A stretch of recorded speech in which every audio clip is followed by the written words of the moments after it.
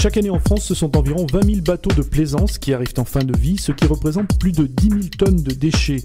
Ces navires hors d'usage constituent une pollution biologique et visuelle car ils renferment des déchets dangereux, huiles usagées et batteries et des matériaux composites difficilement recyclables.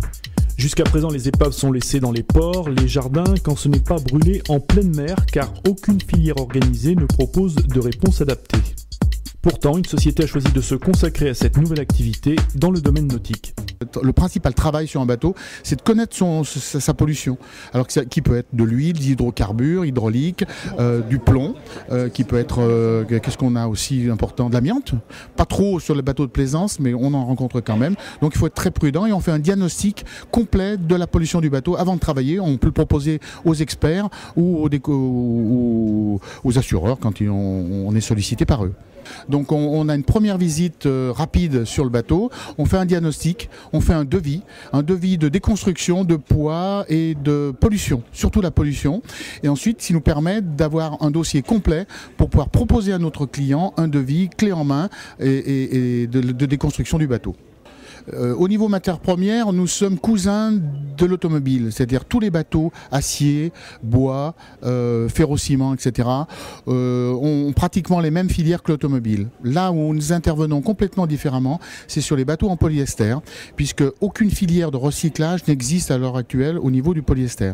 Et un de nos challenges, c'est de trouver la solution au recyclage du polyester. Donc en fait, je travaille avec un prototype, on arrive à broyer les résidus de polyester.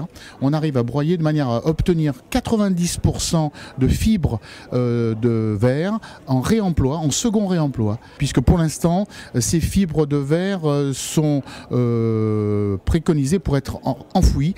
Et ça, nous ne l'acceptons pas pour l'instant, ce qui est une anomalie au niveau de la règle française.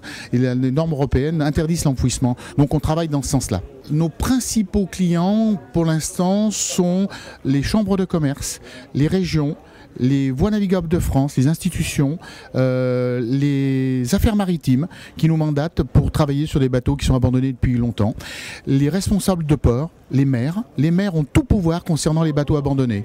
Le maire a la possibilité, avec bien sûr son chef de port, quand c'est la mairie qui gère un port, de pouvoir faire sortir un bateau et de demander la destruction. C'est ce que l'on a fait sur la Grande Motte récemment. On a la mairie de la Grande Motte et ses responsables de port ont eu le courage de pouvoir travailler sur 8 bateaux que l'on a déconstruits récemment.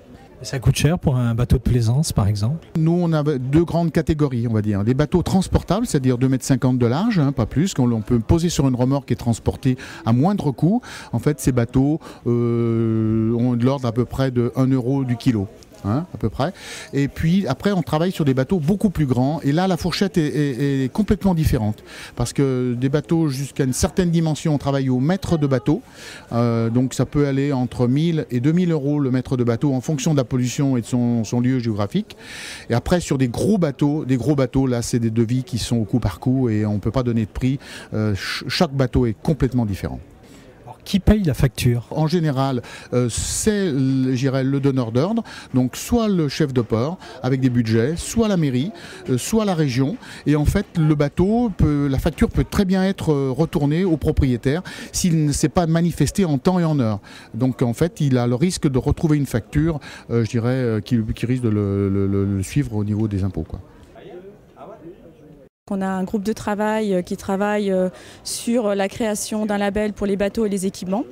Donc on recense les nouveaux matériaux, tout ce qui est recherche et innovation, les bois, l'acier, qu'est-ce qui est le plus écologique, quels seront les matériaux de demain, la fibre de lin, la fibre de jute. Il y a un groupe de travail sur les pratiques et les comportements. Ça ne sert à rien d'avoir un bateau propre si l'utilisateur lui-même ne sait pas l'utiliser. Et puis un dernier groupe de travail sur tout ce qui est port et abri, puisque ça ne sert à rien non plus d'avoir un bateau propre si arrivé au port, il n'y a pas les cuves pour vider les eaux noires.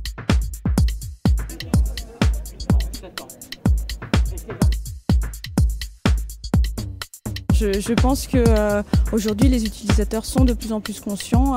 Je pense que les constructeurs aussi, les petits constructeurs sont conscients. Et beaucoup de chantiers bois commencent à se poser des questions sur les nouveaux bois. Donc ne pas importer des bois exotiques, mais utiliser les bois locaux. Donc on parle beaucoup de contreplaqué en bouleau, contreplaqué peuplier. Il y a une prise de conscience. Les gens, les particuliers viennent nous voir en nous disant moi mon bateau il est foutu, j'ai pas envie qu'il soit à la déchetterie, j'ai pas envie qu'il fasse n'importe quoi, je veux savoir où il va, et ils nous demandent les bordereaux de suivi de déchets, et là c'est notre boulot, on le fait donc aucun problème, on leur donne la traçabilité, on leur dit où va son bateau, ce qui a été recyclé dessus et ce qui n'a pas pu l'être, parce qu'il y a des fois ce qu'on appelle les DIB, on est obligé, bien sûr des bois souillés par exemple, on est obligé de le mettre en incinération, etc. Là il n'y a pas de recyclage possible. Mais nous, on a la volonté, on est 14 001 maintenant, on est agréé ICPE, on a la volonté de recycler le maximum des composants du bateau, de manière à ce qu'on puisse faire une économie sur le coût réel de la déconstruction.